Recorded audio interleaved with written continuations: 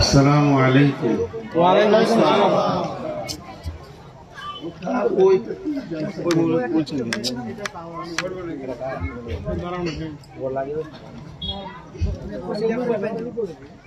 আলহামদুলিল্লাহ نحمده ونستعينه ونستغفره ونؤمن به ونتوكل عليه ونعوذ بالله من شرور أنفسنا ومن سيئات أعمالنا من يهده الله فلا مضل له ومن يضلله فلا هادي له وأشهد أن لا إله إلا الله وحده لا شريك له وأشهد أن محمدا عبده ورسوله الذي أرسله بالحق بشيرا ونذيرا وداعيا إلى الله بإذنه وسراجا منيرا أما بعد فإن خير الحديث كتاب الله وخير الهدي هدي محمد صلى الله عليه وسلم وشر الأمور محدثاتها وكل محدثة بدعة وكل بدعة ضلالة وكل ضلالة في النار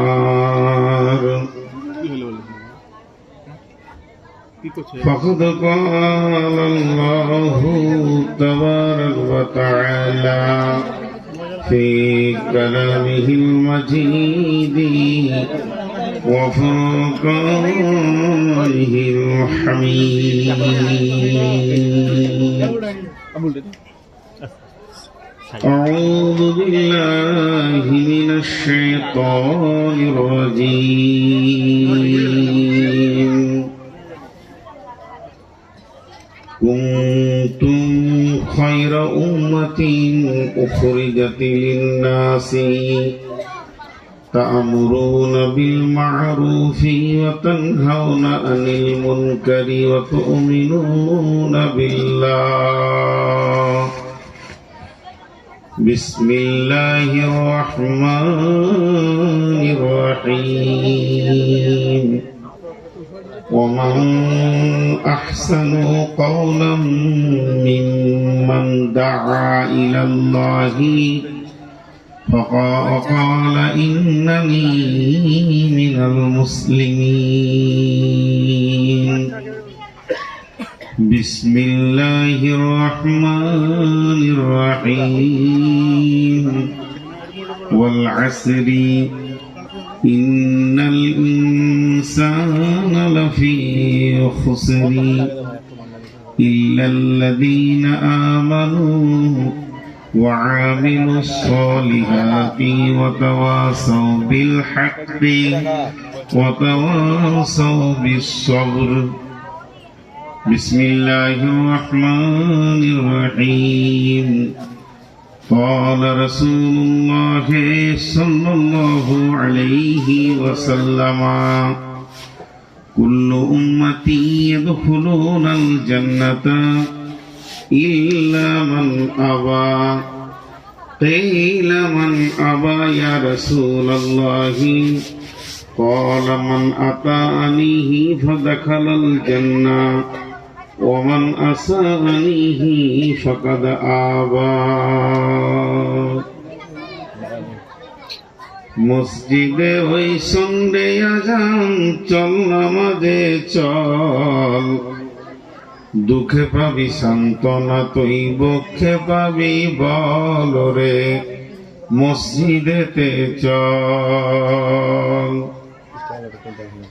মসজিদে ওই সন্ধ্যে আজান, চল নামাজে চল। দুঃখে পাবি সান্ত্বনা তুই, বক্ষে পাবি বল রে, মসজিদেতে চল। হাজার কাজের ওসিলাতে নামাজ করিস কাজা, খাজনা তার দিলি না কো যে হব্দে দুনিয়ার রাজা। তাকে পাঁচবারে তুই করবি স্মরণ, তাতেও কেন ছল, ওরে চল নামাজে চল। দুঃখে পাবি সান্ত্বনা তুই, বক্ষে পাবি বল রে, মসজিদেতে চল। কার তর তুই মরিস খেটে, কে হবে তোর সাথী? বেনামাজির আঁধার ঘরে কে জ্বালাবে বাতি? আল্লাহর নামে শির লোটায়ে জীবন কর সফল, ওরে চল নামাজে চল। দুঃখে পাবি সান্ত্বনা তুই, বক্ষে পাবি বল রে, মসজিদেতে চল। মলিন মাটি লাগলো যত দেহ মনের মাঝে, সাপ হবে সব তোর তুই যেই দ্বারা বীরে যাই নামাজে। মলিন মাটি লাগলো যত দেহ মনের মাঝে, সাপ হবে সব তোর তুই যেই দ্বারা বীরে যাই নামাজে। ওরে উপায় যদি করবি তুই আখিরাতের ফসল রে, চল নামাজে চল। দুঃখে পাবি সান্ত্বনা তুই, বক্ষে পাবি বল রে, মসজিদেতে চল। শ্রদ্ধেয় সুযোগ্য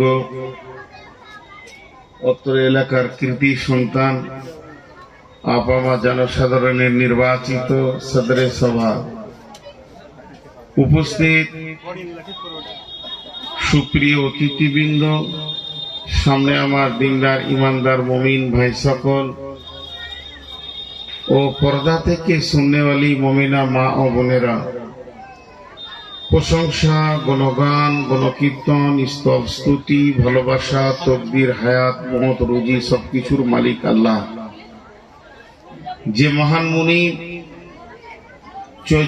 14 এপ্রিল 2024 সালে রবিবার দিবাগত রাত্রিতে জঙ্গিপুর ত্যাগরি মুর্শিদাবাদে যুবকবৃন্দের উদ্যোগে তাবলীগী জলসায় আমাদেরকে হাজির করেছেন, সেই মুনিবের দরবারে আমরা একবার শুকরিয়া করি আলহামদুলিল্লাহ।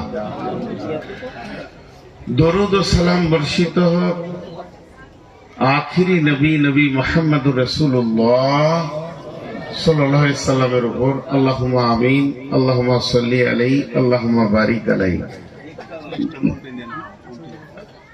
মোহতারাম ভাই ও আজিজ ও বুজুর্গ দোস্ত, জালসাটা তাবলীগী জালসা বিধায় আমি তাবলীগকে কেন্দ্র করে আয়াতগুলো আপনাদের সামনে তেলাওয়াত করেছি। খুব স্বল্প সময়ে কয়েকটি কথা বলে সমাপনী দিব বলে নিয়ত করেছি। যদি আমার মাবুদ আমাকে তৌফিক দেন তো আমার তৌফিকে ইল্লা বিল্লাহি আলাইহি তাওয়াক্কালতু ওয়া ইলাইহি উনীব। মোহতারাম ভাই ও আজিজ ও বুজুর্গ দোস্ত, আমরা সারাটা জীবন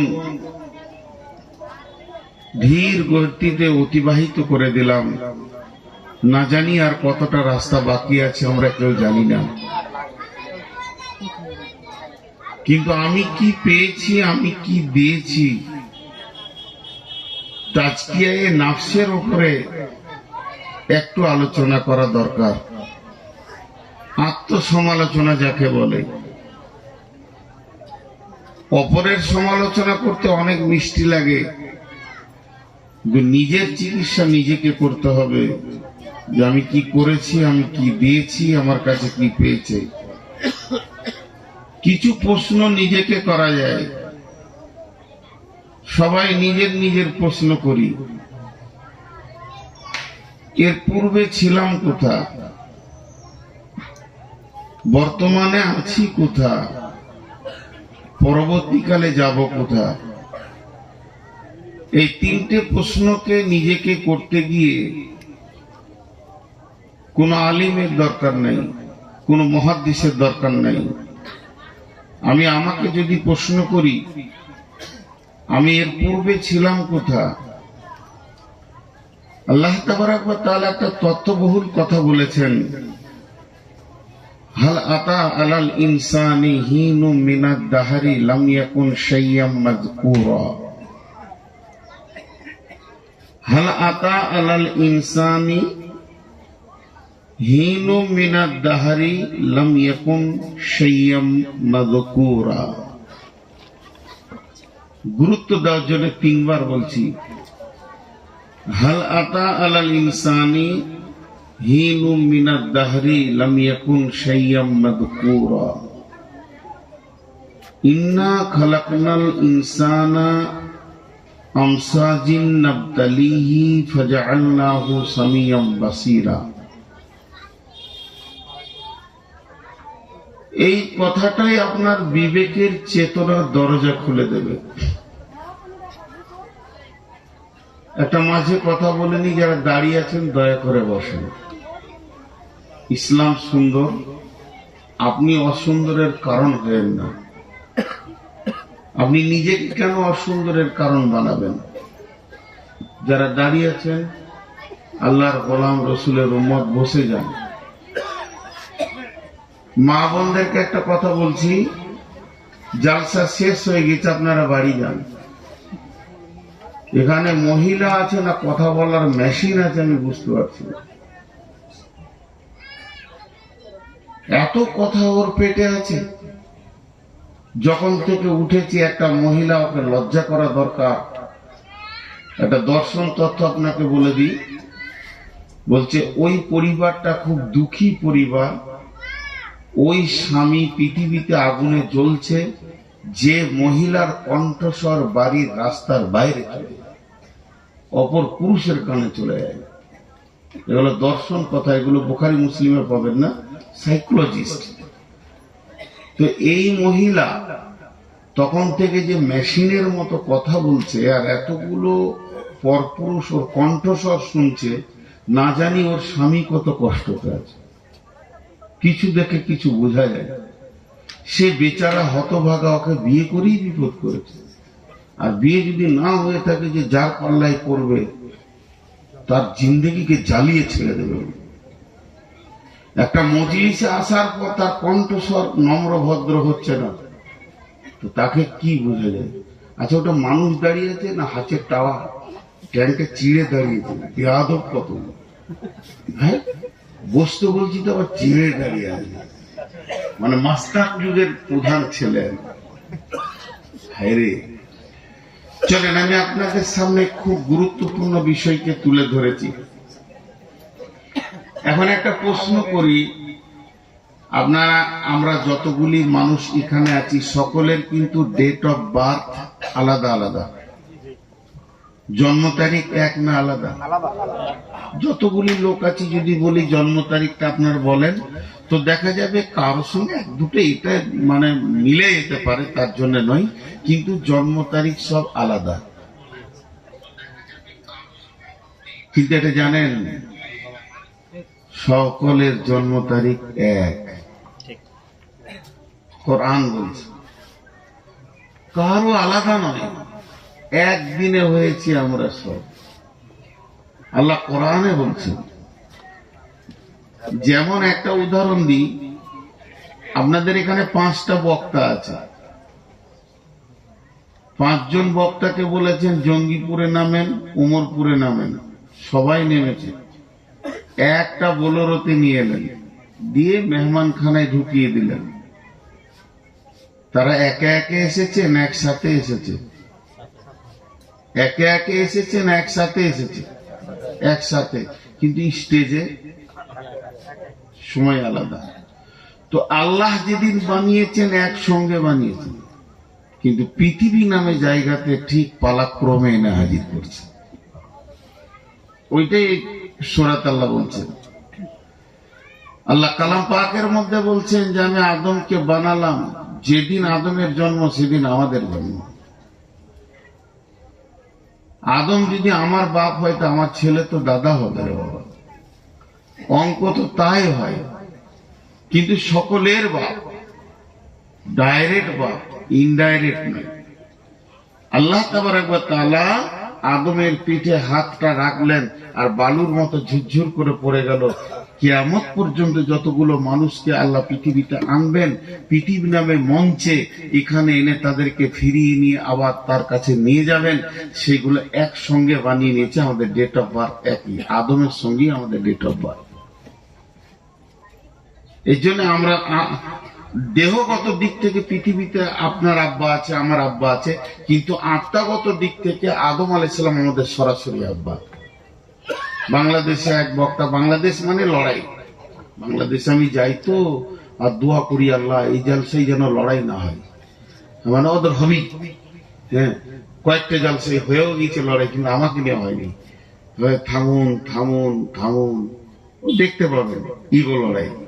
এক বক্তা এখন খুব বলছে মানুষ মাটির তৈরি নয়, তার সঙ্গে তর্কে জড়িত হতে যায় না, আমি এটা পছন্দ করি না। ওর মাথায় এসছে মানুষ মানুষের নুতফা থেকে তৈরি, কোরআনে আছে যে তাদেরকে আমি নুতফা থেকে বানিয়েছি, কিন্তু নুতফাটা কোথা থেকে এসেছে খবর তো আর নেই।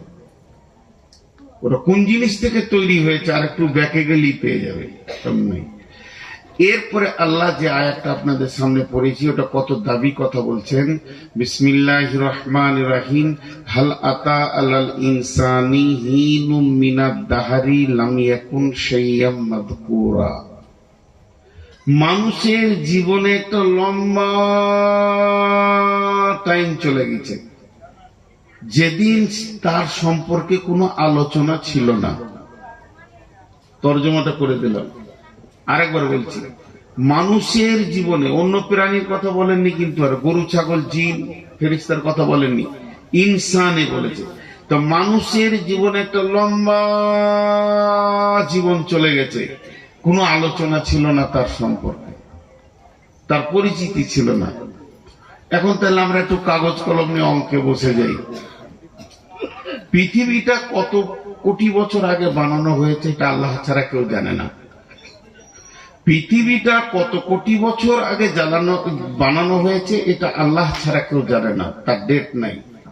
কিন্তু একটা কথা আল্লাহ বলে দিয়েছেন যে এই পৃথিবী সৃষ্টির 50,000 বছর পূর্বে আপনার আমার তকদির লেখা হয়েছে। এবার অঙ্ক করেন। খুব তথ্যবহুল কথা বলবো নিয়োগ করেছি, 10টা মিনিট ধৈর্য ধরেন। পৃথিবী সৃষ্টির 50,000 বছর পূর্বে, পৃথিবী সৃষ্টির 50 বছর নয়, 50 নয়, 50,000 বছর, মানে অর্ধ লাখ, 1 লাখের হাফ, এত বছর পূর্বে মানুষের তকদির লেখা হয়েছে। মানে আপনারও লেখা হয়েছে, আমারও লেখা হয়েছে।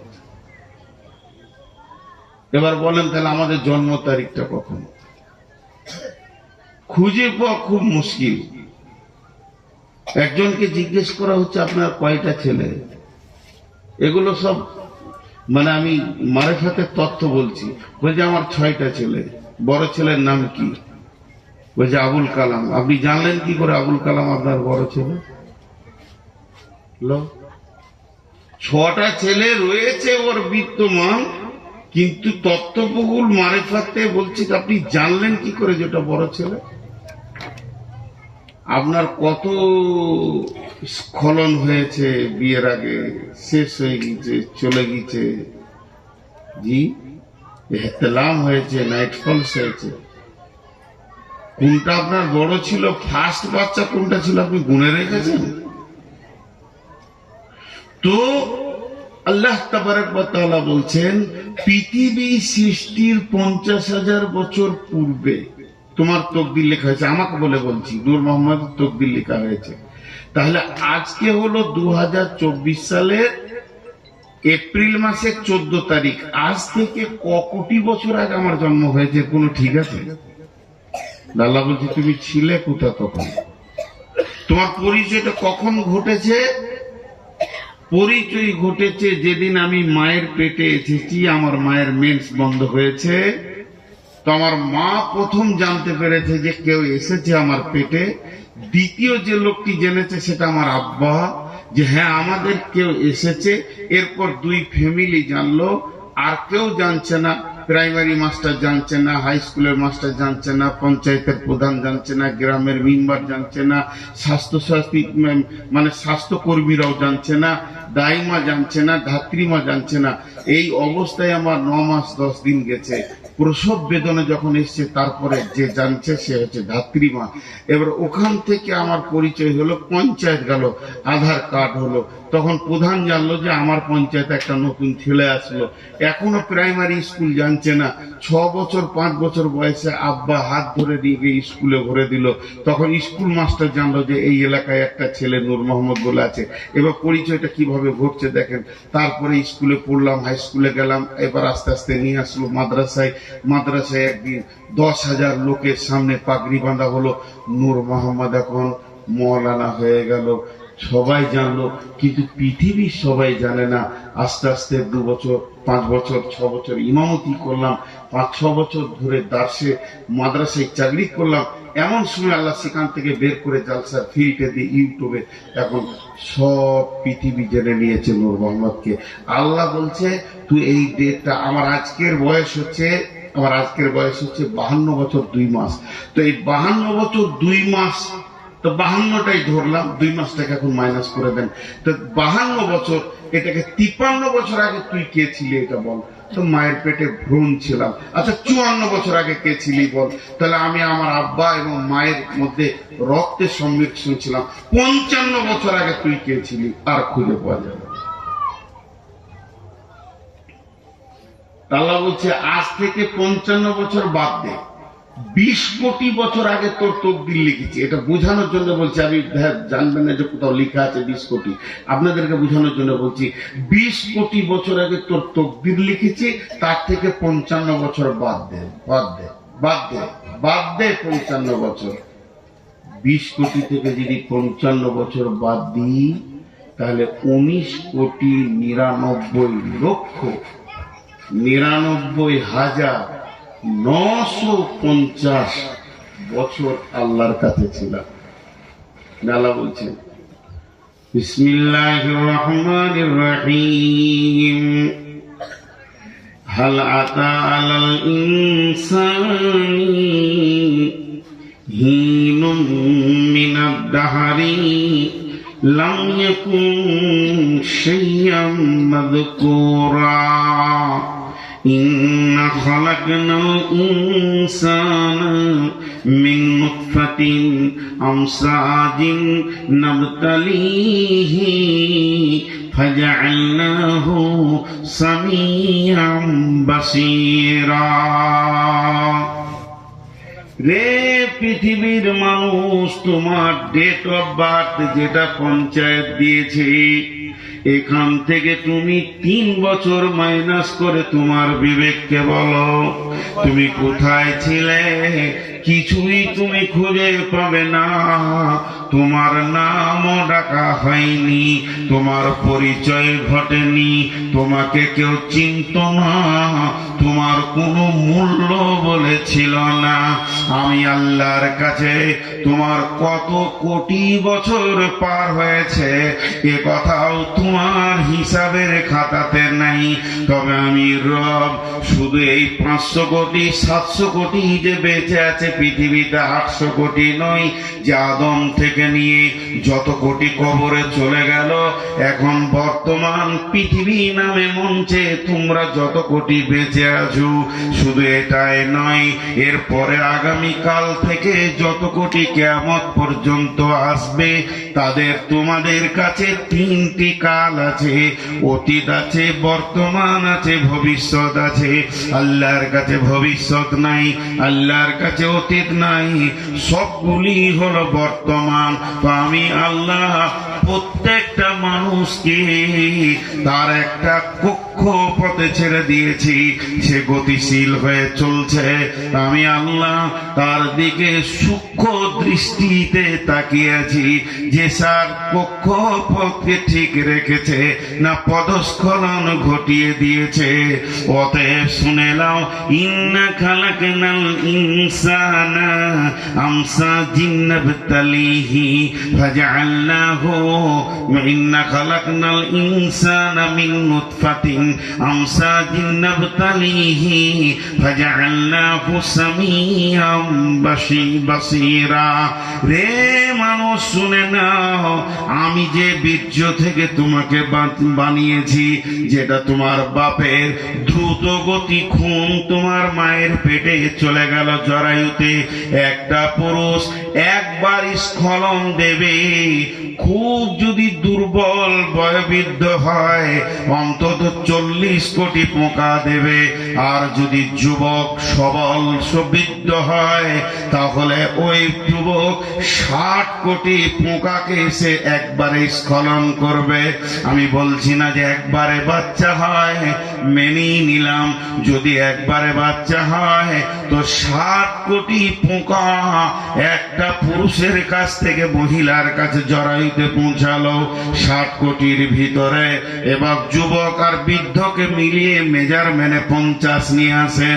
50 কোটি পোকা শুক্রাণু যখন একটা মেয়ের কাছে গেল, আল্লাহ রাব্বুল আলামিন সূরা দাহরে বলছেন তার ভিতরে একটি সন্তান জন্ম নেবে, তাহলে 49 কোটি 49 কোটি 99 লক্ষ 999,999টি পোকা কোথায় গেল?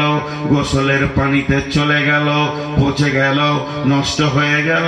তাদের আধার কার্ড হলো না, তাদের ভোটার কার্ড হলো না, তাদের রেশন কার্ড হলো না, তাদের পৃথিবীতে কোনো পরিচয় হলো না, তারা মাধ্যমিক দিল না, এইচএস দিল না, মাওলানা হলো না, হাফেজ হলো না, কারি হলো না। তাদের জন্য মা বাপ কোনোদিন বেদনা দিয়ে কাঁদতেও বসলো না। সমস্ত পোকাগুলি বেয়ে চলে গেল, শুধু একটা পোকাকে বানালাম, সেটা হলে তুমি। আল্লাহ বলছেন এরপরও তোমার কি বিবেকের চেতনা দরজা খুলবে না? কয়েকশো কোটি বছর রবের কাছে থাকলাম, ওই রব আমার বডিকে বানানোর জন্য মা বাপের প্রেম বাঁধনে তাদের একটা ক্রস দিল, তার ভিতর থেকে শুক্রাণুকে পৌঁছে মায়ের ডিম্বাণুর সঙ্গে দিয়ে আত্মাকে সম্পৃক্ত করে পৃথিবীর বুকে পাঠিয়ে দিল এবং শ্রবণ শক্তি, দৃষ্টি শক্তি দিল। শুধু তাই নয়, এতটা দেওয়ার পর আল্লাহ হালকা করে বলে দিলেন ইম্মা শাকিরা ওয়া ইম্মা কাফুরা।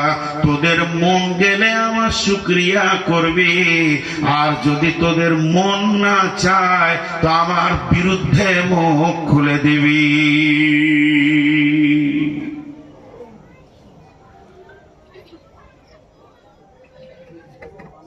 পৃথিবী থেকে 13 লক্ষ গুণ হলো সূর্য, সূর্য থেকে কোটি কোটি কোটি গুণ বড় হলো তারা। সৌরজগতে কতগুলো গ্রহ আছে আর কতগুলো উপগ্রহ আছে, বিজ্ঞানীরা গুণে শেষ করতে পারেননি, আর কিয়ামত পর্যন্ত পারবে না। বিজ্ঞানীরা গুণে শেষ করতে পারেনি, আর কিয়ামত পর্যন্ত পারবে না। কিন্তু একটা কথা জেনে রাখেন, সমস্ত গ্রহ তার নিজের কক্ষপথে চলছে, এখনো একজনও পদস্খলন ঘটায়নি। সূর্য না, বুধ না, মঙ্গল না, আসমান জগতে যত তারা আছে, পৃথিবী তার কক্ষপথে চলছে, চাঁদ তার কক্ষপথে চলছে। শুধু 3.5 হাত মানুষ আল্লাহর দেওয়া আইনে চলছে না। ঝামেলাটাই শেষ। শুধু 3.5 হাত মানুষ আল্লাহর দেওয়া আইনে চলছে না। এরা নিজের নিজের মন মতো আইন তৈরি করে নিয়েছে। মা বোন, ধৈর্য ধরে শোনেন, কিছু কথা আসবে। আমি চলি না, আপনি চলেন না এটা নয়, আমরা চলতে পারছি না। কি অবস্থায় আমরা নিজেদেরকে মানুষ হিসেবে গণ্য করে রেখেছি। তারপরেও জানেন, ক্ষুদ্র একটা প্রাণীর কাছে চলে যায়, বৃহৎ থেকে একবারে ক্ষুদ্র। সেই প্রাণীটার নাম হলো পিপুলিকা। সাদা বাংলায় আমরা চলতি ভাষায় বলি পিঁপড়ে। পিপুলিকা পিঁপড়ে। পিঁপড়ের কয়েকটি ভালো গুণ আছে। এই পানির বোতলটা আমাকে দেয়, তোকে অবাক শেয়ার করা হয়েছিল। 2 ঘন্টায় পানি না খেলে মরে যাবে, এত বড় রোজা পার করলে এই অভ্যাসটা করতে পারেনি।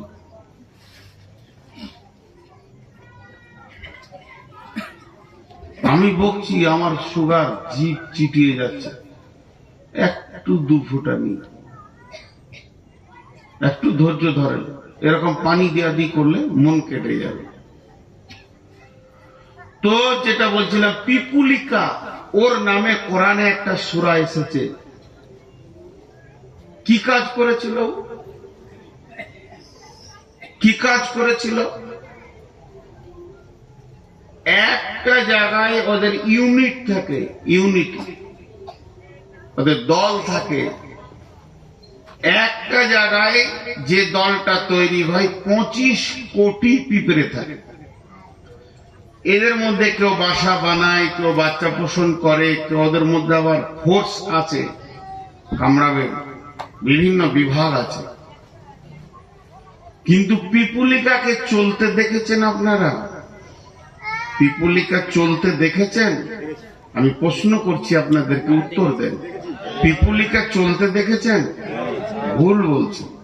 পিপুলিকা দৌড়ে, আসতে চলে না। পিপুলিকা বলছে যারা চলে এরা হলো অলস, দৌড়ব, সঞ্চয় করব। ও ভবিষ্যতে সঞ্চয় করে। পিপুলিকা সর্দারকে মানে, সর্দার যেদিকে হেঁটেছে ওই দিকে হাঁটবে, মাঝে হাঁটবে। পিপুলিকার অনেক গুণ আছে। একটা পিপুলিকা কি বলছেন? বিসমিল্লাহির রহমানির রহিম।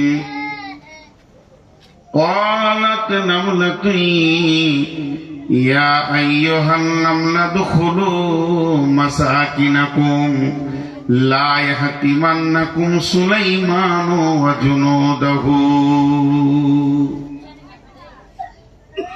এই কথাটা কত ভালো লাগলো আল্লাহকে, কথাটা কত দামি হলো। সুলাইমানের দল বল, সৈন্য সামন্ত ঘোড়াতে সাওয়ার হয়ে আসছে। এরই ভিতরে একটা পিপুলিকা দেখে ফেলেছে সুলাইমানের দল রাস্তা দিয়ে আসছে। তখন সে এলান করছে, ইয়া আইয়ুহান নামলা দুখুলু মাসাকিনাকুম, হে আমার পিপুলিকার দল, তোমরা তাড়াতাড়ি গর্তে আশ্রয় নিয়ে নাও। এখন আসছে সুলাইমানের দল, লা ইয়াতিমান্নাকুম সুলাইমান ওয়া জুনুদাহু, সুলাইমান এবং তার দল তোমাদেরকে চোখে স্বাভাবিকভাবে দেখতে পাবে না, ইহতিমাত করতে পারবে না, তাদের চলমান কাফেলাকে ব্রেক করবে না। অতএব ঘোড়ার খুঁড়ে তোমরা পদপিষ্ট হয়ে মারা যাবে। অতএব তোমরা গর্তে ঢুকে যাও। সুলাইমান কথাটা বুঝছেন, হেসেছিলেন। আর আল্লাহকে কত ভালো লাগলো, আল্লাহ কোরআনে তুলে দিলেন জিবরাইলকে দিয়ে, যাও নবীকে বলে দাও এটা পিপুলিকাতে বলেছিল। একটা পিঁপড়ে জাতির চিন্তা করে, একটা মুড়ি যদি আপনি ফেলে দেন তো একটা পিঁপড়ে আসবে, দ্বিতীয় জন আসবে, তৃতীয় জন আসবে, পিঁপড়ে কাউকে তাড়বে না, চল সবাই ভাগ করে খাবো। জায়গা পেয়েছে না, একজন ধারে চড়েছে, ওকে বলবে না নেমে যায়, তুইও ভাগ পাবি, চল। পানিতে ভেসে গেলে একে অপরকে ধরে, তারা ইউনিটি ক্ষমতা খুব রাখে। শুধু তাই নয়, ওই পিপুলিকা খাবারটা যখন নিয়ে যাবে একে অপরকে তাড়ে না। এর বিপরীত হলো কুত্তা। যদি একটা হাতি মরে যায় 20 বছরে শেষ করতে পারবে না, তারপর আরেক কুত্তাকেও লাগতে দিবে না, আগে তেড়ে আসবে তারপরে তুই কি খাবি। তা আল্লাহ তাবারক ওয়া তাআলা এইটাকে কোরআনে দিলেন কেন? এর থেকে আমি কি ওষুধ নিব আমার জীবনে, আমি কি তাবলীগ পাবো এখান থেকে? আল্লাহ বলতে চাইছেন, মানুষ, হে ইনসানের দল, তোমাদেরকে সুন্দর অবয়ব দিয়ে আমি বানালাম, তোমাদেরকে আমি নিজের হাতে বানালাম, তোমাদেরকে আমি চেতনা, উদ্দীপনা, বিবেক, বিবেচনা দিলাম, তোমাদের ভিতরে আমি নানান উপকরণ দিয়ে তোমাদেরকে এত সুন্দর বানালাম। হে মানুষ, তুমি পিপুলিকার কাছে টিউশনি নাও, পিপুলিকার কাছে পড়াশোনা করো। একটা পিঁপড়ে জাতির জন্য পেরেশান হয়ে গেছে, সে নিজে বেঁচে গেলেই যেত তা নয়, সে জাতির জন্য এত পেরেশান। পিঁপড়ে চাইছে আমার জাতি যেন পদপিষ্ট হয়ে না মরে যায়, আমার গোত্র যেন না মরে যায়, এটা আমার দল। হে মানুষ, তোমার কি বিবেকটা বলে না, আমি যে পাড়াতে বাস করি, আমি যে গায়ে বাস করি, তারা 25 কোটি পিঁপড়ে আছে, আমরা 2,500 মানুষ এখানে বাস করি, একজন আর একজনের উপকারের জন্য চলে যাব। উপকার ফিদ দুনিয়া, উপকার বিদ দুনিয়া, দুনিয়ার উপকার সেটা কেমন, উপকারটা কেমন? এই দুনিয়ার উপকার হচ্ছে তার অসুখ বেসুখ হয়েছে খবর নিব, তার কাছে আমি হেল্প করব, তাকে আমি তার পাশে দাঁড়াবো। বিশ্ব নবী ব্যাপারে সচেতনতা দিয়ে দিয়েছেন।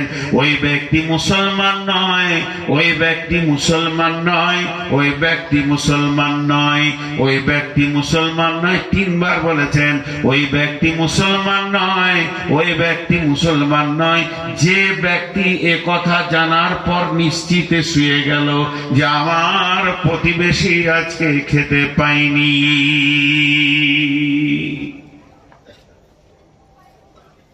এখানে আমরা সবাই মুসলমান, কিন্তু আপনার প্রতিবেশী না খেয়ে আছে আজকে, এই খবরটা যিনি জেনে নিশ্চিন্তে শুতে পেরেছেন, আমি জজ নই, এই ফাইসালা দিচ্ছেন চিফ জাস্টিস নবী মুহাম্মদুর রাসূলুল্লাহ সাল্লাল্লাহু আলাইহি ওয়াসাল্লাম। ও মুসলমান না, কালেমা পড়েছে, নামাজ পড়ে, হজ করেছে, যাকাত দেয়, রোজা পালন করেছে, তারপরও বিশ্ব নবী বলছে মুসলমান নাই। তাহলে পিপুলিকার কাছ থেকে জ্ঞান লাও।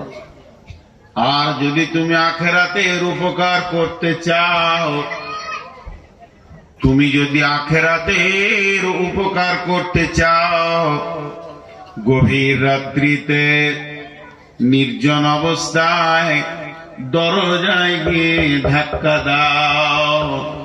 এ গুণ নবী মুহাম্মদ সাল্লাল্লাহু আলাইহি সাল্লামের ছিল।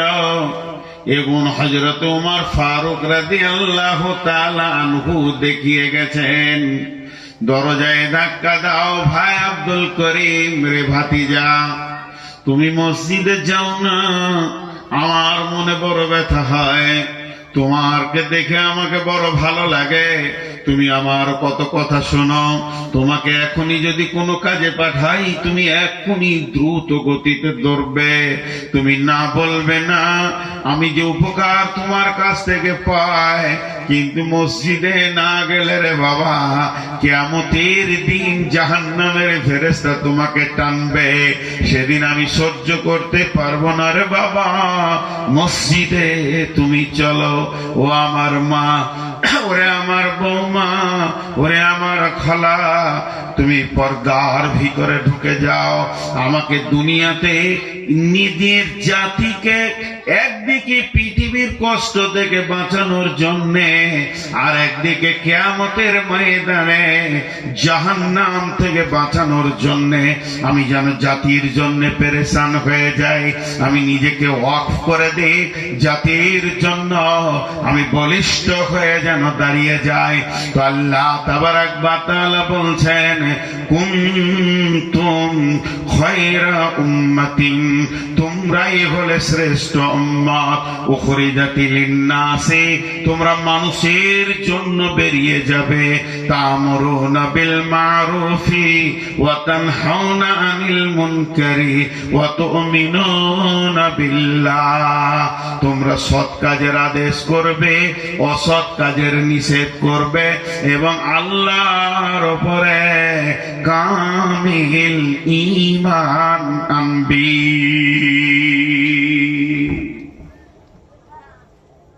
আমাদের কাজ বলে দিলেন আল্লাহ।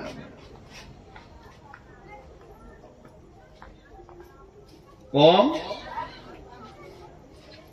জি, কম মানে গোষ্ঠী, কম মানে গোত্র, কম খানদান।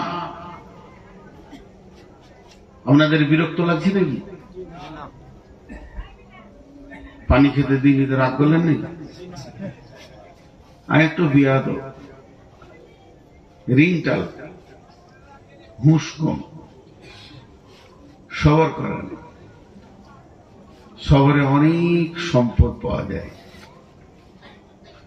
বিরক্ত হচ্ছেন নাকি?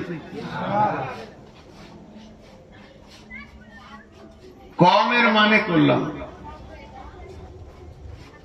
পৃথিবীতে যতগুলি নবী এসছেন, কেউ বলে 1.5 লাখ, 1,24,000, কম বেশি যা এসছেন একরিটি গণনা কেউ বলতে পারবে না। কোরআনে 30 থেকে 40 জন নবী হাদিসের পাতাতে পাওয়া যাচ্ছে, যাদেরকে আল্লাহ মজবুত ভাবে যাদের বর্ণনাগুলো করেছেন। তবে কম বেশি 1.5 লাখ ধরে, 1,24,000, একরিটি কোনো গণনা নাই। তার মধ্যে একটা নবীকে এক পাশে রাখেন, সেটা হলো নবী মুহাম্মদুর রাসূলুল্লাহ। ইনি নবীদের নবী, নবীদের ইমাম। বাকি যতগুলো নবী ছিলেন, যত রসুল ছিলেন, তাদের যুগে যে মানুষগুলো বেঁচে ছিল তাদেরকে বলা হয় কওমে মূসা, কওমে হুদ, কওমে লূত, কওমে সালেহ, কওমে ঈসা, কওমে হারুন, কওমে দাউদ, কওমে সুলাইমান। উম্মত শব্দটা তাদের পেছনে লাগানো। উম্মত শব্দটা পেয়েছে কে?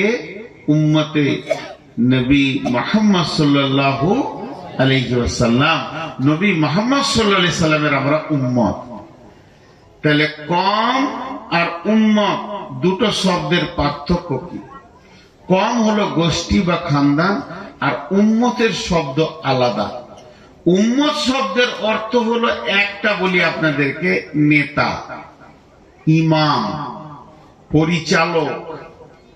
দেখেন আমাদের দাম কত, আমরা সবাই নেতা, সবাই নেতা, সবাই পরিচালক। আর অন্য নবীদের জামানায় তাবলীগের সিস্টেম কি ছিল?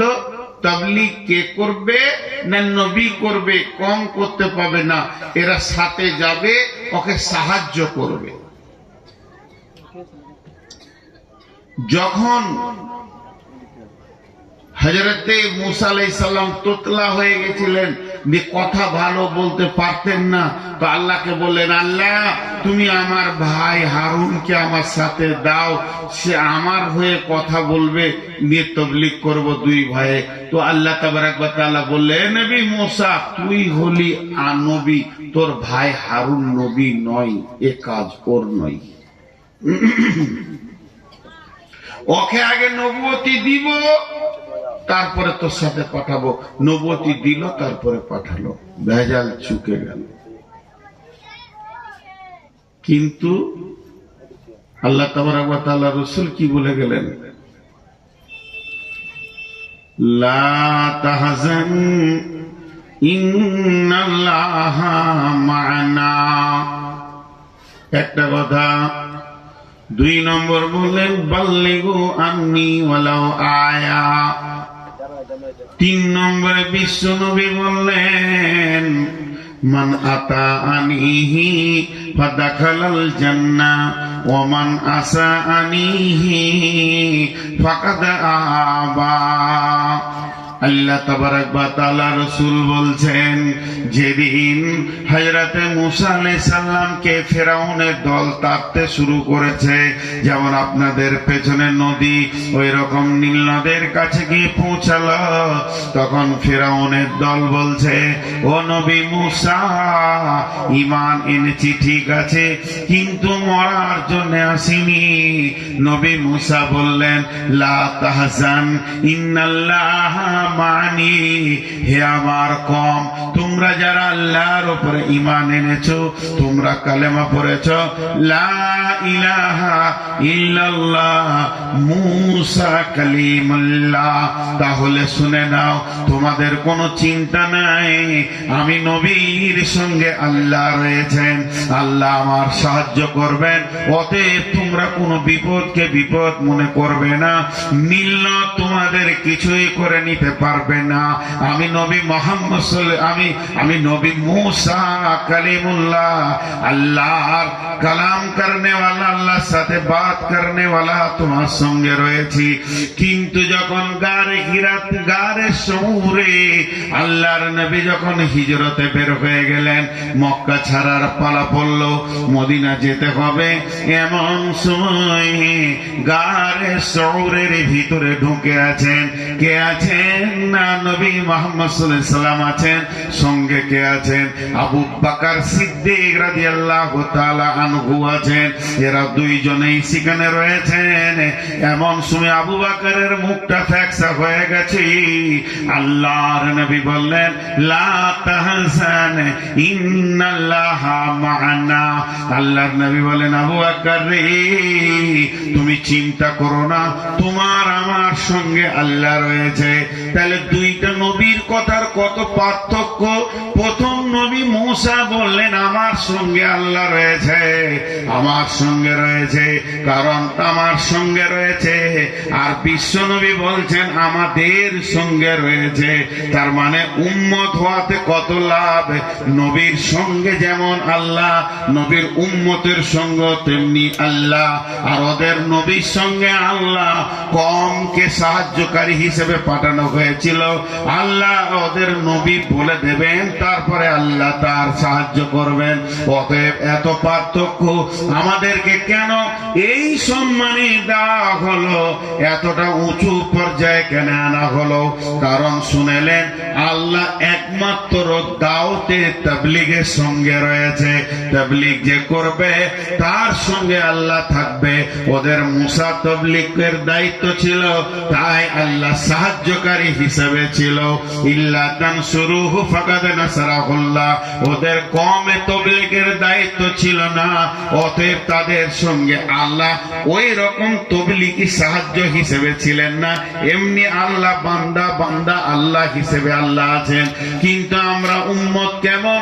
আমরা যে নবীর উম্মত, আল্লাহ রাসূল বলে দিয়েছেন, বাল্লিগু আন্নি ওয়ালাউ আয়া, তোমার কাছে যদি একটা আয়াত হাত থাকে তুমি পৌঁছিয়ে দাও, তোমার কাছে যদি একটা শব্দ থাকে তুমি পৌঁছিয়ে দাও, তুমি যদি একটা ঈমান আকীদার কথা জানো তার একজনকে পৌঁছিয়ে দাও। তার মানে আমরা দায়িত্ব পেয়ে গেলাম।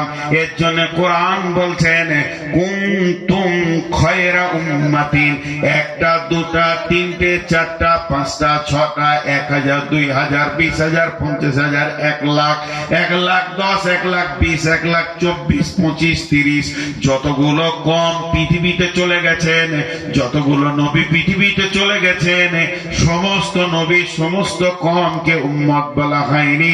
তাদের খায়র মানে হলো ভালো, তাদেরকে ভালো বলা হয়নি, খারাপও বলেননি, কিন্তু আমাদেরকে বলা হয়েছে কুনতুম খায়রা উম্মাতিন, তোমরাই হলে উত্তম উম্মত, তোমরা হলে দামি উম্মত, তোমরা হলে শ্রেষ্ঠ উম্মত, তোমরা হলে সব থেকে মূল্যবান উম্মত।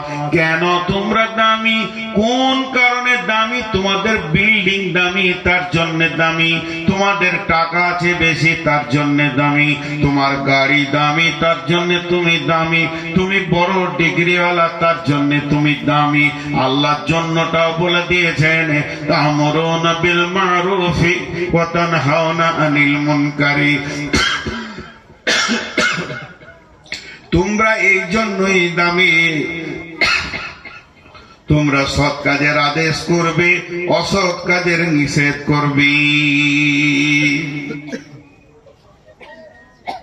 সৎ কাজের আদেশ করবে, অসৎ কাজের নিষেধ করবে, এর জন্যই তোমরা দামি।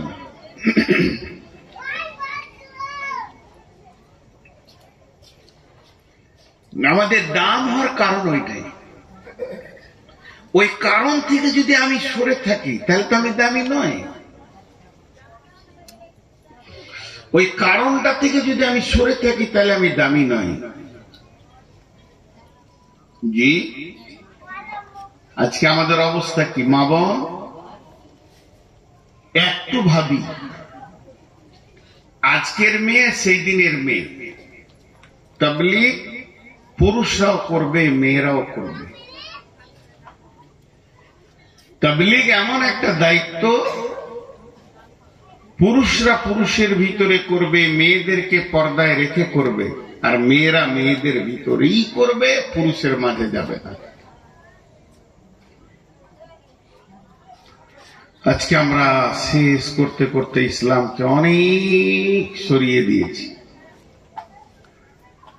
ভাইরা আমার, আল্লাহ তাবারাক ওয়া তাআলা বলছেন বিসমিল্লাহির রহমানির রহিম ومن أحسن قولا ممن دعا إلى الله وقال إنني من المسلمين وعمل صالحا فقال إنني من المسلمين ومن أحسن قولا ممن دعا إلى الله وعمل صالحا فقال إنني من المسلمين। ওর কথার চাইতে কার কথা আমাকে ভালো লাগতে পারে? ওর কথার থেকে কার কথা আমার কাছে ভালো? যে নিজে আমল করে এবং মানুষকে ডাকে আর দাবি করে আমি মুসলিম, মুসলিমদের ভিতরে আমি একজন। ওয়ামিলা সালিহা, সে ভালো আমল করে আর মানুষকে আল্লাহর দিকে ডাকে, তার কথার থেকে আর কারো কথা আল্লাহর কাছে প্রিয় নয়। আমরা সারাদিন যত কথা বলি, সারাদিন কথার চারটা ভাগ আছে। একটা হলো প্রয়োজনীয় কথা, একটা অপ্রয়োজনীয় কথা, একটা ভালো কথা, একটা খারাপ কথা। সারা জীবনে মানুষ চার ধরনের কথা বলে। সারা জীবনে, যেদিন থেকে মুখ ফুটেছে, যেদিন মুখ বন্ধ হয়ে যাবে। ভালো কথা, খারাপ কথা, প্রয়োজনীয় কথা, অপ্রয়োজনীয় কথা। প্রয়োজন আছে, প্রয়োজন কেমন? ঘর সংসার করতে গেলে দোকানে খদ্দেরের সঙ্গে কথা বলতে হবে, বাপ বেটা কথা বলবে, স্বামী স্ত্রী কথা বলবে, এগুলো প্রয়োজনীয় কথা। প্রয়োজনীয় কথাতে নেকি আছে, কথা বলছি না নেকি আছে, আর ভালো কথায় নেকি আছে। Kowloon মারিফুন কাসাজারাতুন Kowloon মারুফুন সাদাকাতুন। বিশ্বনবী বলছেন ভালো কথা হলো সাদকা। কালিমা আল্লাহ বলছেন কালিমাতিন তাইয়্যিবাতিন কাসাজারাতিন তাইয়্যিবাতিন কালিমাতিন খাবিসাতিন কাসাজারাতিন খাবিসাতিন। এটা আল্লাহর ভাষা। আল্লাহ বলছেন যখন তুমি পবিত্র কথা বলবে, ভালো কথা বলবে, তো জেনে নাও তুমি ভালো গাছ লাগিয়ে দিলে। কালিমাতিন তাইয়্যিবাতিন কাসাজারাতিন তাইয়্যিবাতিন। আমি ভালো কথা বলবো, আমি একটা ভালো গাছ লাগিয়ে দিলাম, ওই গাছ থেকে ফল হবে, ফল থেকে গাছ হবে, গাছ থেকে ফল হবে, ফল থেকে গাছ হবে। এবার জঙ্গল লেগে যাবে, বৃহৎ জঙ্গল হয়ে যাবে। কিয়ামতের মাঠে আমি খালি একবার কাউকে বলেছি, ভাই আল্লাহর ঘরে চলেন, জুয়া ছেড়ে দেন, তাস ছেড়ে দেন, লুডু ছেড়ে দেন, দাবা ছেড়ে দেন, এই কথা বলেছি। এর জন্য আমার একটা মিষ্টি গাছের লেগে গেল ফল, বিচন লেগে গেল। এবার আমি আর বলিনি, তবে ফল হতে চলেছে, লাভ হতে চলেছে, জঙ্গল হতে চলেছে। আর আল্লাহ বলতেন যখন তুমি কাউকে কোনো খারাপ বুদ্ধি দেবে, সুদের লাইন ধরিয়ে দেবে, এখানে করো, এখানে এনজিও করো, এখানে কি করো, এই জায়গায় নিয়ে এসে এখানে ফাইন্যান্স করো, নানা রকম করে যখন আপনার ইন্স্যুরেন্স করো, এটা ওটা করে আপনি যখন লাগিয়ে দেবেন, তখন আপনার হবে কি একটা নিমের গাছ লেগে গেল, তার বুটি হবে, তার থেকে গাছ হবে, তার থেকে গাছ হবে, যত জঙ্গল হবে সব তেতোতে ভরে যাবে, আর এটা মিষ্টিতে ভরে যাবে। তাই আমার আল্লাহ বলেছেন কালিমাতিন তাইয়্যিবাতিন কাসাজারাতিন তাইয়্যিবাতিন। অতএব বন্ধুরে, তাবলীগ একটা এমন জিনিস, আপনি একবার বলে দিয়ে ঘুমিয়ে যাবেন, কিন্তু নেকির রাস্তাটা বন্ধ হবে না। এর জন্য আল্লাহ বলছেন ওমান আহসানু কওলাম মিম্মান দাআ ইলাল্লাহি ওয়া আমিলা সালিহা ওয়া ক্বালা ইন্নানি মিনাল মুসলিমিন।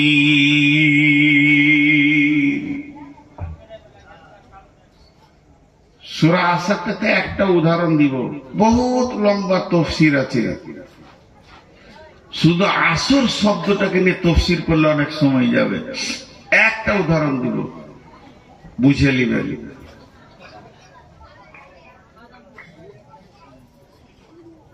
আল্লাহ তাবারাক ওয়া তাআলা বলছেন বিসমিল্লাহির রহমানির রহিম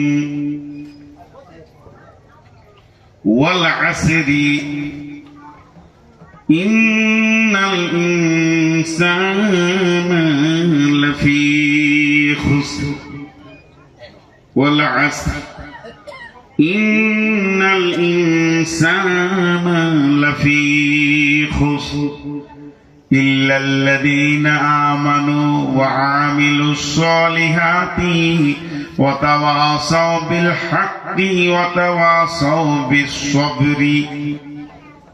দেখেন আল্লাহ আসরের কসম খেয়েছেন, এই অর্থটা বড় মূল্যবান, এই অর্থে ফেরেশতা চেঞ্জ হয়, এই অর্থটা বড় মূল্যবান। পৃথিবীর একটা জীবনের একটা দিন আসরের সময় বিদায় নেই। আল্লাহ কালকে নিয়ে অনেক কথা বলেছেন।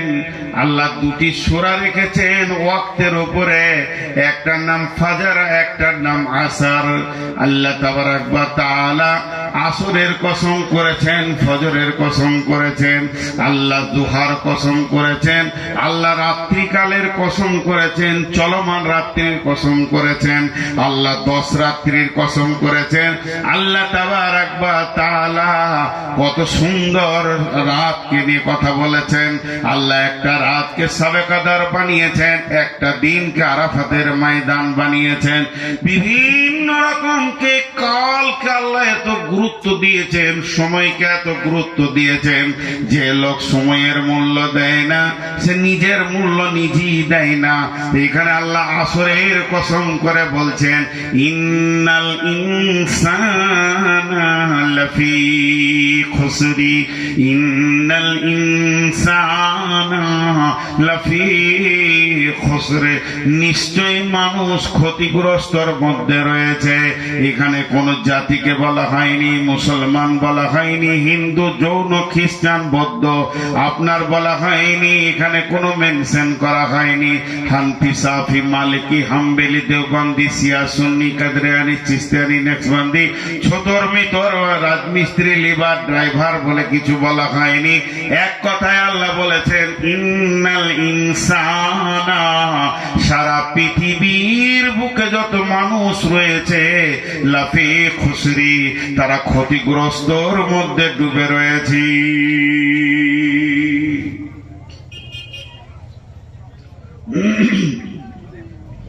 আপনিও ক্ষতি, আমিও ক্ষতির মধ্যে আছি। এই দৃষ্টিটা কার? না আল্লাহ। এই দৃষ্টিটা কার? আল্লাহ। এটা কোনো মানুষ বলেনি, কোনো মুফাসসির বলেননি, কোনো জিবরাইল বলেননি, কোনো নবী বলেননি। আল্লাহ আসমান থেকে বলছে নিশ্চয় মানুষরা ক্ষতিগ্রস্তর মধ্যে রয়েছে। আর আল্লাহ ক্ষতি বলছে মানে ওটা জাহান্নাম। আল্লাহ ক্ষতি বলছে মানে আপনার ব্যবসায় লাভ লস হচ্ছে, এটা বলেননি। আল্লাহ ক্ষতি বলছে মানে ওটা জাহান্নামের কথা বলছেন। আল্লাহ কি বলছেন?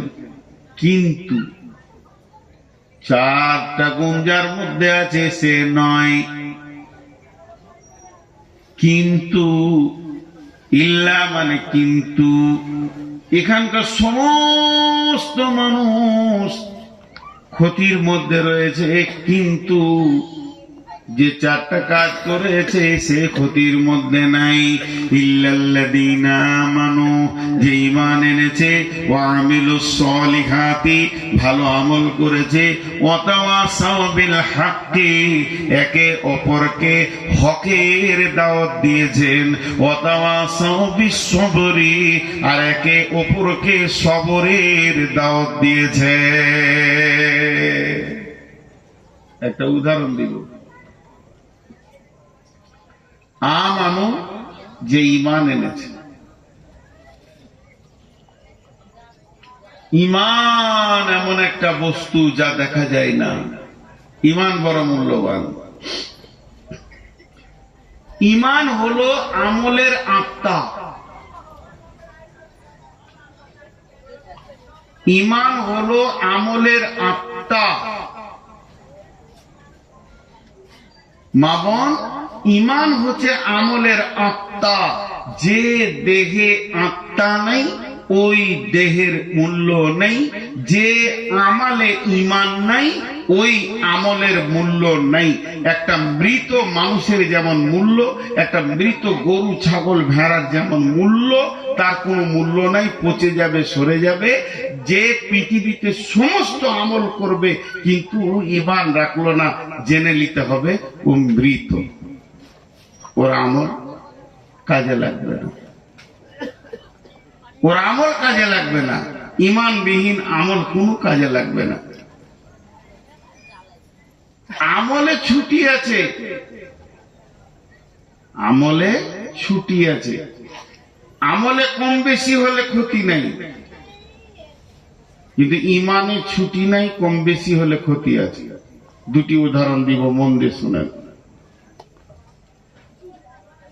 আমরা এশার নামাজ পড়ে বসেছি, ফজর পর্যন্ত কোনো ফরজ নামাজ নাই।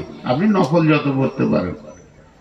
ফজরের নামাজ পড়ে নিব, জোহর পর্যন্ত কোনো মুফতি, কোনো মুহাদ্দিস আপনাকে বলবে না যে আপনার নামাজ ফরজ আছে, এখন নফল পড়তে পারেন। জোহর পড়ে নিব, আসর পর্যন্ত ছুটি, আসর পড়ে নিব, মাগরিব পর্যন্ত ছুটি, মাগরিব পড়ে নিব, এশা পর্যন্ত ছুটি, এশা পড়ে নিব, আবার ফজর পর্যন্ত ছুটি। তার মানে দিনে 5 বার নামাজ। 1 মাস রোজা রেখেছি, শাওয়ালের রোজা রাখেন, অসুবিধা নেই। কিন্তু 1 বছরে 11টা মাস ছুটি হয়ে গেল, আর রোজা ফরজ নেই। কয়েকশো কোটি টাকার আপনি মালিক, একবার জাকাত দেবেন সারা বছরে, আর জাকাত দিতে হবে, ছুটি। আপনি হালাল খোর, হারাম খোর নন। হজ জীবনে একবার, সারা জীবন ছুটি, টাকা থাকলে 20 বার করেন। তাহলে হজ জীবনে একবার, যাকাত বছরে একবার, যদি আপনার মাল থাকে তো হজও তাই। 3 নম্বরে রমজান 1 মাস, 11 মাস ছুটি। আর আপনার কিনা নামাজ হলো দিনে 5 বার, মধ্যখানে ছুটি। তো ঈমান কতক্ষণ? যেমন আমি নামাজ পড়তে গেলাম, টুপিটা লাগালাম, সালাম ফিরলাম, টুপিটা খুলে নিলাম, তার মানে আমি যখন নামাজে যাব ঈমানটা মজবুত করে নিব। সালাম ফিরবো, আবার বেঈমান হয়ে সুদের বসে যাব? জি না। ঈমানটা কখন?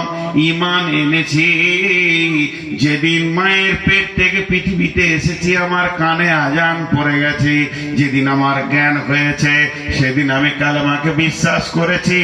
রাদিতু বিল্লাহি রাব্বান ওয়া বিল ইসলামি দীনান ওয়া বিমুহাম্মাদিন নাবিয়্যা ওয়া রাসূলা। আমি আল্লাহকে রব বলে মেনে নিয়েছি, ইসলামকে দিন বলে মেনে নিয়েছি, এবং শেষ নবীকে আমি আখেরি পয়গম্বর মেনে নিয়েছি। এই ঈমানটা সকালে থাকবে, বিকালে চলে যাবে। 1 ঘন্টা ছুটি আছে, 1/2 ঘন্টা ছুটি আছে, জি না।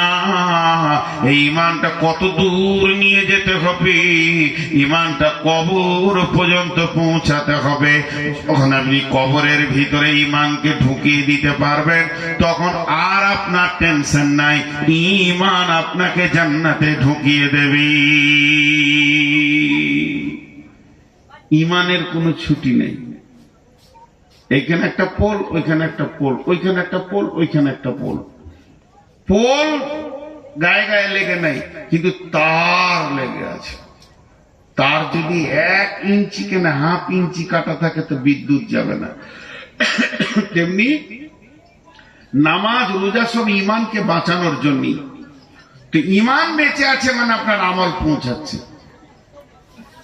এবার আমলে কম বেশি হলে চলবে, কিন্তু ঈমানে চলবে না। এর একটা উদাহরণ নেন, বিরাট বড় মসজিদ, বিরাট বড় মসজিদ, 80টা ফ্যান আছে, 62টা বাল্ব আছে। কত বড় মসজিদ! জুমার দিন 80টা ফ্যান আছে, 62টা বাল্ব আছে।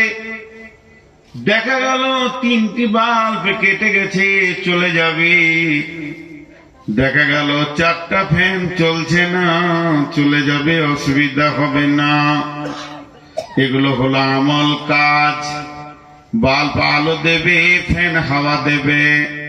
4 জন দিচ্ছে না আলো, 6 জন ফ্যান হাওয়া দিচ্ছে না, চলে যাবে, চলে যাবে, চলে যাবে। এগুলো হলো কাজ।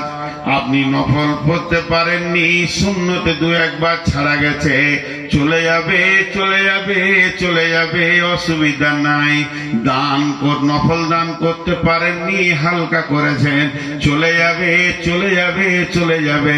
আমলে কম বেশি হলে চলে যাবে, কিন্তু ঈমানটা হলো ওই মসজিদ থেকে পোলের যে কেবেলটা আছে, এটা যদি 1 ইঞ্চি কম হয় চলবে না, চলবে না।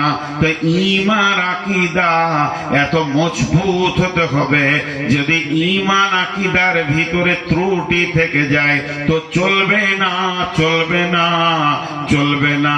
আপনার ব্যাগে যদি বাচ্চা ছেলের চাটনির টাকা 20 লক্ষ থাকে, আপনি একটা পান খেতে পারবেন না।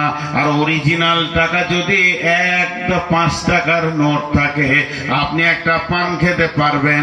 তেমনি আমলে গাদা গাদা গাদা গাদা আমল হচ্ছে, কোনো দলিল নাই, কিছুই নাই, জাল চলছে, চলবে না, আল্লাহর কাছে চলবে না। আর ঈমান আকীদার উপরে যদি আপনার আমল অল্প হয়, চলে যাবে, চলে যাবে, চলে যাবে। এর জন্য আল্লাহ বলছেন বলেছেন ইল্লাল্লাযীনা আমানু ওয়া আমিলুস সালিহাতি, কিন্তু কিয়ামতের মাঠে বাঁচবে কে? যার ঈমান আছে এবং সেই ঈমানের উপরে দারমাদার করে সুন্দর ভালো আমল পৃথিবীতে করেছি। ঈমানও আছে আমলও করেছে, ঈমানও আছে আমলও করেছে। 3 নম্বর গুণ ওয়াতাওয়াসাউ বিল হককে, একে অপরকে ধরে হকের দাওয়াত দিয়েছেন। ওয়াতাওয়াসাউ বিস সবরে, একে অপরকে সবরের দাওয়াত দিয়েছেন, ধৈর্যের দাওয়াত দিয়েছেন। ধৈর্যটা এত বেশি প্রয়োজন, ধৈর্যটা অনেক অনেক প্রয়োজন। এটা দাওয়াত দিতে হয়, ভাই সবর করো, সবর এখতিয়ার করো, সবর করো, কাজ হবে, কাজ হবে। সবর এত কাজ দিতে পারে, আপনি কাজ পাবেন, আপনি কাজ পাবেন সবরে। জি, এরা আপনার মোবাইল লাগিয়ে ঘুমাচ্ছে, কি আরামের ঘুম দিয়েছে। সকালে এডিট করবে, 4-5 খানা মহিলার ছবি নিয়ে এসে গায়ে লাগিয়ে দেবে। আমার একটা ছবি ভাইরাল হয়েছে, এদিকে দিলে আরো ভাইরাল করবে। আমি নাকি মহিলার ঘাট ধরে, আমার মা, আমার মায়ের ঘাট ধরে আমি মারছি, মারতে মারতে নিয়ে যাচ্ছে। আমার মা কাঁদছে। আমার মা একজন একাই, আমার মা, আমার কোনো খালা নাই, আমার মা একাই একটাই বেটি, আমার নানা। আর আমার নানা ছিলেন পশ্চিমবঙ্গের বৃহত্তর আলিম। আমার নানা রবীন্দ্রনাথ ঠাকুরকে লাঠি নিয়ে চাপকাতে গিয়েছিল, হ্যাঁ তুলে তোর মুখ ভেঙে দিবে। রবীন্দ্রনাথের মাসির বাড়ি আর আমাদের বাড়ি পাশাপাশি, সবাই একই এলাকা। আমার নানা যার কাছে পড়েছে তার কাছে, আমার নানার সাথী মানে পরার জামানার সাথীর কাছে নজরুল পড়াশোনা করেছে। নজরুল মিসকাত পড়েছে কুলসুনা মাদ্রাসা। নজরুলের অনেক ঘটনা আমরা পেয়েছি, আমি আমার নানাকে দেখিনি। আমি একজন খোশনসিব না বদনসিব বলবেন, আমি আমার 5 বছরে মাকে হারিয়েছি। আমার মাকে মনে পড়ে, চেহারাটা মনে পড়ে। 5 বছর বয়স আমার, তখন আমার মাকে হারিয়েছি। এখানে থাম্বিল দিয়েছে, আমার মায়ের ঘাট ধরে আমি মারছি। সাদে কি ইউটিউবার দিকে সরাবো গো? আগামী অক্টোবর থেকে একজনকে আসতে দেব না। একটা ইউটিউব থাকবে, আমারই একটা ফেসবুক চলবে। তবে এটাও বলে দিচ্ছি, ওতে ইনকাম করবো না, লাইন কাটা, সবারই সামনে বলছি। तबलीग के कर तबलीगे हिदायत पाए अल्लाह ही जाने, के कर तबलीगे हिदायत पाए के जाने আল্লাহ জানে। সকলে বলেন কে জানে?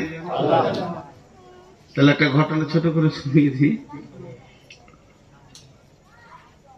আমার যখন রানিং 13 বছর জালসা হলো, তখন এই আপনাদের এখানে পণ্ডিতপুরের আশেপাশে একটা জালসা এসেছিলাম, একটা চিঠি দিয়েছিল, সম্ভবত চিন্তামণি ফতেপুর, না চিন্তামণি ফতেপুর, হ্যাঁ আমাকে একটা চিঠি দিয়েছিল, আপনি কন্ট্যাক্ট করছেন কেন, আগে লিখছেন কেন? তা আমি ওদেরকে উত্তর দিয়েছিলাম, এইটা তো আপনাদের কি শুধু আমি যে আমি আগে লিখছি কেন, কন্ট্যাক্ট করছি কেন? আমি 13 বছর চুপচাপ এসেছি, চুপচাপ চলে গেছি, কিন্তু সমাজ আমাকে ঠেলে সরিয়ে দিয়েছে, মূল্যায়ন করেনি।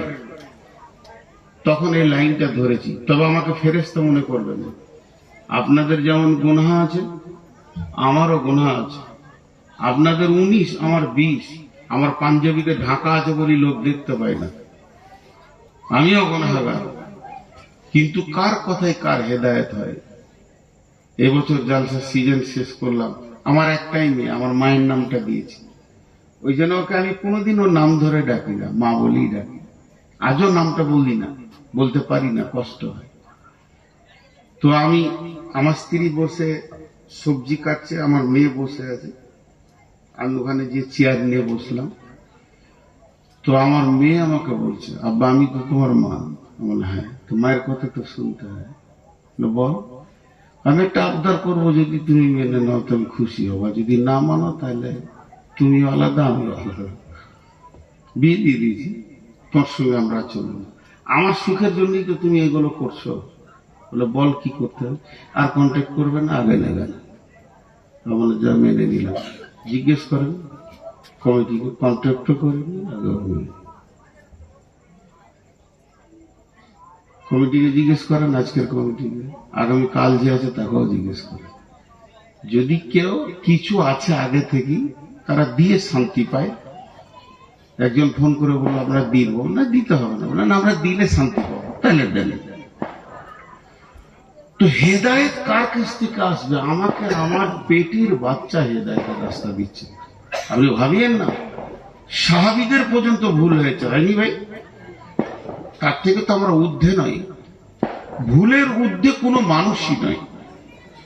তো কটা কথা বললাম, এখন একটা উদাহরণ দিব, উদাহরণটা মন দিয়ে শুনেন। আপনাদের মুর্শিদাবাদে জেলাতে 4000 ছেলে নেবে কেন্দ্র সরকারের প্রশাসন বিভাগে। কেন্দ্র সরকারের প্রশাসন বিভাগে মুর্শিদাবাদ থেকে 4000 ছেলে নেবে। ওরা পেপারে বের করেছে কি, 4টা শর্ত দিয়েছে। 1 নম্বর, কম করে 5 ফুট 10 ইঞ্চি হাইট হতে হবে। 2 নম্বর হলো কম করে মাধ্যমিক পাস হতে হবে। 3 নম্বর হলো 36 ইঞ্চি সিনা হতে হবে। আর 4 নম্বর হলো কম করে 53 কেজি ওজন হতে হবে। কটা? 53 কেজি ওজন, 36 ইঞ্চি সিনা, আর মাধ্যমিক পাস, 5 ফুট 10 ইঞ্চি হাইট। 4টা শর্ত দিয়েছে। একটা ছেলে গিয়েছে, সে তো এইচএসে ফার্স্ট ক্লাস পাস, সিনাটাও 36 ইঞ্চি, ঠিক আছে, আর হাইট হলো 5 ফুট 10 ইঞ্চি, সেটাও ঠিক আছে, কিন্তু ওজন হলো 40 কেজি। হলো না, চাকরি পেল না, লাইনে যেতে পেল না। এরপরে একটা ছেলে গেছে, ওজন 53 কেজি, 36 ইঞ্চি সিনা, 5 ফুট 10 ইঞ্চি হাইট, কিন্তু স্কুল জীবনে যায়নি, মূর্খ, হলো না। আর একটা ছেলে গেল, মেয়ে স্কুলে পাস করেছে, 53 কেজি ওজন হয়েছে, 5 ফুট, আপনার কিনা 36 ইঞ্চি সেনা হয়েছে, কিন্তু হাইটটা হচ্ছে 3.5 ফুট। হলো না। তার মানে 4টার মধ্যে যদি একটা বাদ যায়, ওই ছেলেটা যেমন প্রশাসন বিভাগে, আর্মিতে বলেন, বিএসএফ এ বলেন, মিলিটারিতে বলেন, চান্স পাবে না। 4টার মধ্যে একটা বাদ হয়ে গেলে উই বাদ হয়ে যাবে। আল্লাহ বলছে, তুমি কি জান্নাত যেতে চাও না জাহান্নাম যেতে চাও? আমার দৃষ্টিতে পৃথিবীর সমস্ত মানুষ ক্ষতিগ্রস্তর মধ্যে রয়েছে, তারা ক্ষতিতে পড়ে গেছে। শুধু বেঁচে যাবে কে? ইল্লাল্লাযীনা আমানু, যে ঈমান এনেছে, ওয়া আমিলুস সালিহাতি, ভালো আমল করেছে, ওয়া তাওয়াসাউ বিল হাক্কি, এবং হকের দাওয়াত দেবে, ওয়া তাওয়াসাউ বিস সবরি, এবং সবরের দাওয়াত দেবে। এই লোকগুলি বেঁচে যাবে। একটা লোক হকের দাওয়াত দিল, সবরের দাওয়াত দিল, ভালো আমল করলো, ঈমান আনেনি, এই লোকটা ক্ষতিগ্রস্তর মধ্যে রয়েছে। একটা লোক ঈমান এনেছে, আমল করে না, খালি হকের দাওয়াত দেয় আর সবরের দাওয়াত দেয়, সেও ক্ষতিগ্রস্তের মধ্যে রয়েছে। একটা লোক ঈমান এনেছে, আমল করেছে, সে ঈমানদার, এত আমল করে, গায়ের মধ্যে অত আমল কেউ করে না, কিন্তু জীবনে কাউকে তাবলীগ করে না, এও ক্ষতিগ্রস্তের মধ্যে পড়ে গেছে। তোমার আমল তোমাকে বাঁচাবে। তোমাকে নামাজ পড়ার জন্য পাঠানো হয়নি, নামাজ কায়েম করার জন্য পাঠানো হয়েছে। এরপরে একটা লোক আমল এনেছে, ইমান এনেছে, আমল করে, হকের দাওয়াত দেয়, কিন্তু সবরের দাওয়াত দেয়নি। এই লোকটাও ক্ষতিগ্রস্তর মধ্যে রয়েছে। অতএব ইসলামকে বাঁচাতে গেলে এই চারটা বলিষ্ঠ গুণের প্রয়োজন আছে। এই চারটা গুণ যদি না থাকে বন্ধুরে, ইসলামকে বাঁচানো যাবে না। মেয়েরা তবলিগ করে কেমন করে, পুরুষরা তবলিগ করবে কেমন করে? জি, মেয়েরা তবলিগ করে না। সাহাবীটার নাম হচ্ছে আমর বিন জমুহ। সাহাবীটার নাম আমর বিন জমুহ। মাঝে একটা ছোট কথা বলিনি ভাই, বেয়াদবি মনে করবেন না, মাফ করে দিয়েন। আমার গ্রামে একটা মাদ্রাসা আছে, আজকে সেই মাদ্রাসার বয়স 50। তার মানে আমার বয়সের সাথে সম্পর্ক মাদ্রাসাটা। আমি মাসুম বাচ্চা, 2 বছরের তখন মাসুম। মুরব্বীরা চালাতেন, আমাদের বাচ্চা যারা এতদিন ধারক বাহক হয়েছিল। তবে আমার প্রতি মাদ্রাসার অনেক বড় দাবি থাকতো সবসময়। কোনোদিন মাদ্রাসার আমি হ্যান্ডেলিং করিনি। 2 বার নিয়ে গেছিল মাদ্রাসায়, ওরা জোর করে, পালিয়ে এসেছিলাম যে আপনারা রয়েছেন, চালান। এবছর রমজানের আগেই গোটা গ্রাম এক হয়ে বসে সম্পূর্ণ মাদ্রাসাটা চাপিয়ে দিয়েছে। দোয়া রাখবেন যেন চালাতে পারি। আর খেয়াল রাখবেন, মাদ্রাসাতে মিসকাত, আবু দাউদ, তিরমিজি পর্যন্ত খোলা আছে। এই পর্যন্ত প্রায় 60-70টা ছেলে ফোন করেছে। আমি ফেসবুকে দিয়েছিলাম, মেধা দক্ষ ছেলে থাকলে পাঠাবেন। কারণ এই মাদ্রাসাটা পরিচালনা হবে কয়েকটি মাদানিকে দিয়ে।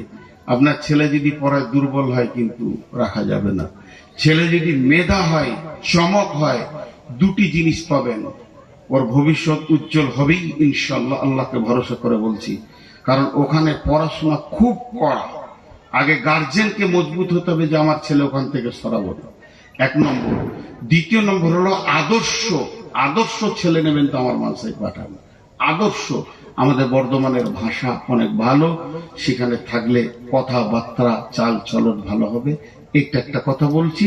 আর 2য় একটা কথা বলছি, সামনে হজের নিয়ত করেছি, হজে যাব ইনশাআল্লাহ। হজের পরে আমার উমরার গ্রুপ যাবে। যদি কেউ আমার সঙ্গে উমরায় যেতে চান, সে আমার নম্বরে ফোন করবেন। সেইভাবে মক্কা মদিনা ঘুরিয়ে আপনাকে ঠিক জায়গায় উমরা করাবো, এটা নিয়ত করিলেন। এবং বাকি কত কি লাগবে না লাগবে এগুলো ফোনে আলাপ হবে, কিন্তু আপনি রেডি হন। এখন অনেক এজেন্ট বেরিয়ে গেছে, অনেক দালাল বেরিয়ে গেছে, 80,000 70,000 নিয়ে যাচ্ছে। নিয়ে যা, কিন্তু রাখছে বহুত দূরে। খাওয়া দাওয়ার মান তেমন থাকে না, প্লেনে মাল বারবার চেঞ্জ করতে হয়। 15 থেকে 30 জন জমজমের পানিটা হায়দ্রাবাদে ফেলে চলে এলো, ডোমেস্টিক প্লেনে পানি তুলতে দেয়নি। অনেক ভেজাল আছে। তবে আমাদের বিমান হচ্ছে অনেক দামি, আমরা দামি বিমানে যাই, বেশিরভাগ এমিরেটস, ইত্তেহাদ ব্যবহার করি। বিধায় আমাদের ওদের থেকে শুধু ভাড়াটাই 17,000 বেশি থাকে। 2টি কথা বললাম, মাদ্রাসায় মেধা ছেলে পাঠাবেন। আরেকটা কথা বললাম, হজ উমরা করলে খবর রাখবেন। তো আজকের যে বক্তব্য শুধু তাবলীগের উপরে রাখছি। আমি যখনই ইস্তেহার দেখে নিয়েছি যেটা তাবলীগ, তো আমাদের প্রতি অনেক দায়িত্ব আছে। দেখেন, সাহাবীটার নাম বললাম আমর বিন জমুহ। মা বোনদেরকে এখন বলছি, তারপরে পুরুষকে আবার বলবো। মা বোনরা কিভাবে তাবলীগ করবে, একসাথেই দুটো হয়ে যাবে। তো আমর বিন জমুহ, মা বোন, খালা, বেটি, একটু মন দিয়ে শুনেন। আমর বিন জমুহ তিনি একটা পায়ে অক্ষম ছিলেন, যাকে আপনাদের ভাষায় ল্যাংড়া বলে, আমাদের বর্ধমানের ভাষায় খোঁড়া বলে, ল্যাংড়া। তো আমর বিন জমুহর স্ত্রী মনে মনে করছেন যে আমার স্বামী খোঁড়া, তাহলে তো কোনোদিন জিহাদে যাবে না, আর শহীদও হবে না, আর আমি এরকমই থেকে যাব। 2টা মিনিট টাইম চাইছি আপনাদের কাছে, বেশি টাইম চাইছি না, 2-5 মিনিট ছেড়ে দেবো ইনশাল্লাহ, একদম টাইমই ছেড়ে দিব। তো আমর বিন জমুহ যখন বাড়ি ঢুকছে, তো স্ত্রী কেমন, বিবি কেমন, বিবি নিজের স্বামীকে দান করছে জিহাদে। কি বলে দান করছে? একটু প্রেরণা দিল, উদ্দীপনা দিল। উদ্দীপনাটা কি? যে তুমি আমার কাছেই খুব শক্তি দেখাও, আর জিহাদের কথা শুনলে লুকিয়ে যাও। কি বললি? আমি জিহাদের কথা শুনে লুকিয়ে যাই? বলে হ্যাঁ। পুরুষ তো এটা নিতে পারলো না, সঙ্গে সঙ্গে ওহুদের যুদ্ধের ডঙ্কা বেজে উঠেছে। ওহুদ সাজো সাজো সৈন্য সাজো, বিশ্বনবী মদিনাওয়ালাদেরকে সাজাচ্ছেন। আমর বিন জমর বিবির কানে পড়েছে, দয়ার নবী ওহুদের জন্য রেডি হচ্ছেন। এমন সময় বিবি স্বামীকে এমন উদ্দীপনা দিয়ে দিল, বাড়ির ভিতরে গিয়ে ঢুকে তালোয়ারটাকে হাতে নিল, তালোয়ারের খাপটা ফেলে দিল, হাতটাকে আসমানের দিকে এরকম করে তালোয়ারটা হাতের উপরে রেখে এই রকম করে দুইটা প্যাঁচ টেনে দিয়ে বলল, আল্লাহুম্মা, হে আমার আল্লাহ, লা তারাদ্দুনি ফি আহলি ওয়া মালি, আমাকে আর আহাল আর মালের কাছে ফিরে আনিও না, আমার সব মিটে গেছে। হে আমার আল্লাহ, তুমি আমাকে শহীদের লিস্টে নামটা লিখে দাও। এই বলে এক পায়ের মানুষ, ল্যাংড়া মানুষ, অক্ষম মানুষ, প্রতিবন্ধী মানুষ ওহুদের প্রান্তে কয়েকজন বেঈমানকে জাহান্নামের টিকিট দিয়ে নিজে জান্নাতের মেহমান হয়ে গেল। লাশ পড়ে আছে, জিহাদ শেষ হয়ে গেল, 70টি লাশ। আল্লাহর নবী বলছেন, আমির হামজার কবর ওখানে দাও, এর কবরটা এখানে দাও, এর মায়ের এর আপনার কিনা কবর এখানে হবে। আমর বিন জমর লাশকে উটের উপরে চাপাও, এই লাশ নিয়ে যেতে হবে গারকুল বাকি মসজিদ নববীর পাশে হবে, যেখানে আপনারা সাহাবী শহীদের অনেক কবর আছে ওখানে হবে। কিন্তু উট বসে গেল, আবার উটকে প্রহার করা হচ্ছে, কিন্তু উট উঠে না। যখন লাশকে নামিয়ে নেওয়া হয়, উট তখন আবার উঠে দাঁড়িয়ে যায়, লাশ চাপালে বসে যায়। বিশ্ব নবী বললেন, তোমরা ছেড়ে দাও, এই জানোয়ারকে কষ্ট দিও না, নিশ্চয়ই ওর জীবনে কোনো ওসিয়ত ছিল। ওর বিবি তখন পাগলের মতো দৌড়ছে, স্বামী আমার শহীদ হয়েছে, এখন আমি কিয়ামতের মাঠে শহীদের বিবি বলে পরিচয় দিতে পারবো। কত আনন্দ উদ্দীপনায় সেখানে গিয়ে পৌঁছালো। বিশ্ব নবী বললেন, ও আমর বিন জমর স্ত্রী, তুমি বলো তোমার স্বামীর কোনো ওসিয়ত আছে কিনা? আমর বিন জমর স্ত্রী বললেন, হ্যাঁ ওসিয়ত আছে। আমি যখন উদ্দীপনা দিয়েছিলাম তখন উনি আল্লাহর কাছে দোয়া করে বলেছিলেন, এই আল্লাহ, তুমি ওহুদের প্রান্ত থেকে আর মদিনায় ফিরে আনিও না, আমি এখানে আসবো না, আমি আর আহাল আর মাল দেখতে চাই না।